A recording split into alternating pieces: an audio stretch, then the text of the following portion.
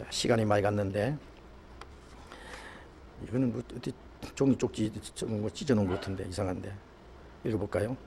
시편 69편을 읽다가 의문이 나서 질문 드립니다. 대부분의 시편이 그렇지만 69편은 4절, 8절, 9절, 21절 말씀에서 나타나듯이 특별히 예수님에 대한 내용을 예언한 시편이라고 알고 있습니다. 69편 잠깐 찾아볼까요?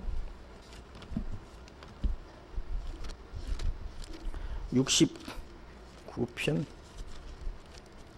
예, 69편에 특별히 예수님에 대한 내용을 예언한 시라고 알고 있습니다. 그런데 1절부터 2절까지의 말씀을 보면은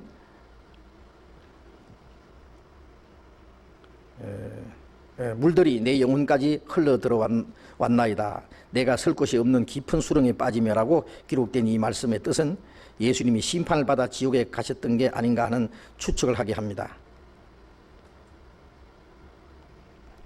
1절 한번 읽어봅시다. 하나님이여 나를 구원하소서. 물들이 내 영혼까지 흘러 들어왔나이다. 내가 설 곳이 없는 깊은 수렁에 빠지며 깊은 물에 들어가니 큰 물이 내게 넘치나이다.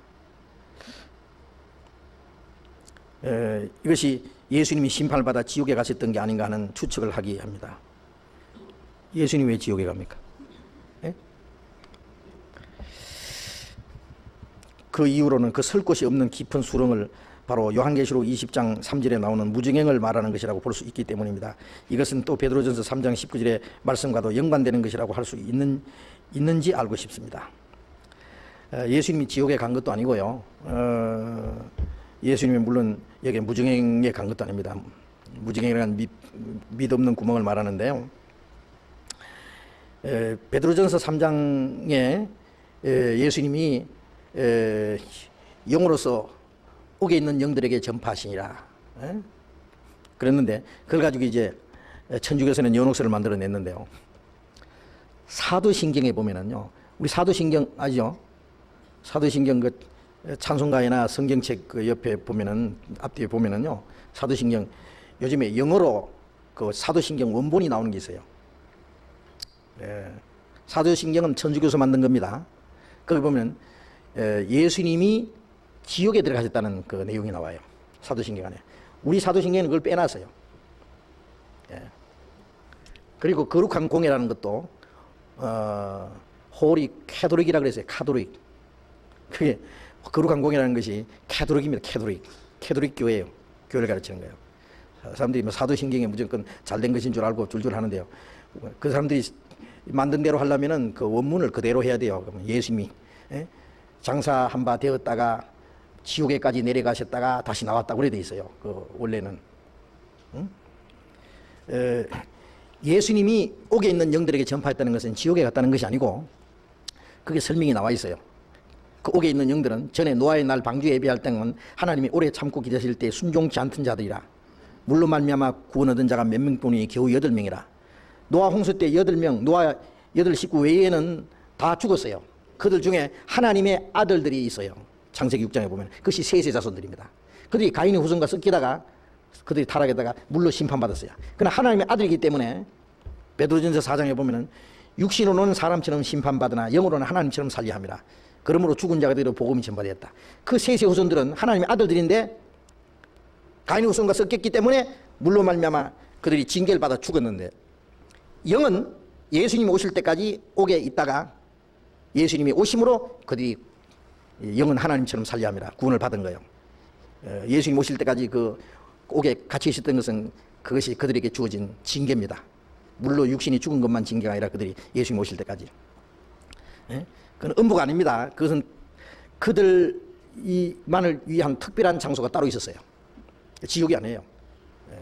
예수님이 지옥에까지 내려가서 지옥 간 사람을 끌어올리는 게 아닙니다. 그거는 지옥 간 사람은 다시 올라오지도 못하고 거기는 연옥도 아니에요. 노아 시대에 죽은 셋의 후손들에게만 해당되는 말씀입니다. 자, 그걸 지금 자세히 설명할 시간이 없는데, 그리고 여기서 말씀한 것은 예수님이 고난을 받으시고 그 고난 중에 그리고 무덤에까지 들어가신 예수님의 고난을 설명하는 것이지 예수님이 지옥까지 내려간 것을 말하는 건 아닙니다. 그것은 예수님이 하늘 영광의 보좌를 버리고 구유에까지 낮아졌다가 사람에게 멸시를 당하고 십자가에 죽임을 당하고 무덤에까지 내려가신 그것이 예수님에게 말할 수 없는 깊은 수렁에 빠진 것이고 많은 물이 예수님을 넘쳐 잠근 것이라고 할 수 있어요. 물론 이 69편의 내용은 예수님에게 있었던 사건들이 나와요. 그런데 이 다윗의 시는요, 여기 다윗의 시라고 그랬잖아요. 다윗의 개인에게 있었던 사건인 동시에 또 그리스도에 대한 하나의 예언도 됩니다. 다윗이 실제로 그런 경험을 한 거예요. 다윗이 범죄함으로 자기 아들 압살롬에게 쫓겨가지고요 말할 수 없는 고통을 받은 일이 있잖아요. 그것도 다윗이 자기가 깊은 수렁에 빠져서 고난을 받은 그 경험이 있었던 겁니다. 그래서 다윗의 개인의 경험도 되는 겁니다, 이것이. 그리고 나중에 그 뒤에 보면은 8절에 7절에 보면은 내가 주를 위하여 회방을 받아 싸우니 수치가 내 얼굴에 덮쳤나이다. 내가 내 형제에게는 객이 되고 내 모친의 자녀에게는 외인이 되었나이다. 이것은 예수님의 육신의 형제들에게 예수님을 믿지 않았잖아요. 그들에게 객이 됐다는 하는 것은 그 외면을 당했단 말이죠. 내 모친의 자녀에게는 외인이 되었나이다. 예수님이 자기 육신의 형제들에게도 믿음 바 되지 않았다. 주의 집을 위하는 열심히 나를 삼키고 주를 회방하는 회방이 내게 미쳤나이다. 예수님이 그 예루살렘 성전이 이 성전을 헐어버리라, 내가 살만 일으키라고 말씀하실 때에 주의 전을 위하는 열심히 나를 삼키라고, 물론 예수님에 대한 예언입니다.